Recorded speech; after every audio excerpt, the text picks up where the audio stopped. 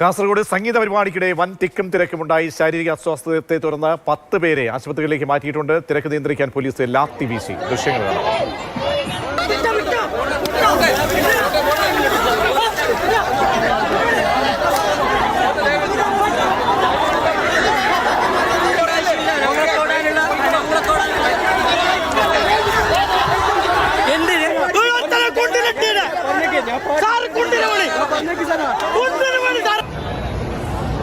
സാരംഗ് ചേരുന്നുണ്ട്. സാരംഗ്, എന്ത് പരിപാടിയായിരുന്നു ഇത്രയധികം തിരക്കിലേക്ക് എത്തിച്ചതും പിന്നീട് തിക്കും തിരക്കും ഏറാൻ ഇടയാക്കിയത്? എത്ര പേര് ആശുപത്രിയിലുണ്ട്? ഇപ്പോഴത്തെ സ്ഥിതി എന്താണ്? പ്രജീഷ്, കാസർഗോഡ് കേന്ദ്രീകരിച്ച് ദിവസങ്ങളായി നടന്നിരുന്ന എക്സിബിഷന്റെ സമാപന പരിപാടി എന്നുള്ള രീതിയിലാണ് സംഗീത നിശ സംഘടിപ്പിച്ചത്. ഒട്ടേറെ യുവാക്കൾ ആ പരിപാടിയിൽ പങ്കെടുത്തിരുന്നു. അതിനിടയിൽ ആളുകൾ തമ്മിൽ തിക്കും തിരക്കും ഉണ്ടായാണ് ഇത്തരത്തിലൊരു അപകടമുണ്ടാകുന്നത്. പിന്നീട് അത് നിയന്ത്രിക്കാനായി പോലീസ് നേരിട്ടിറങ്ങുന്ന ഒരു സ്ഥിതി വന്നു.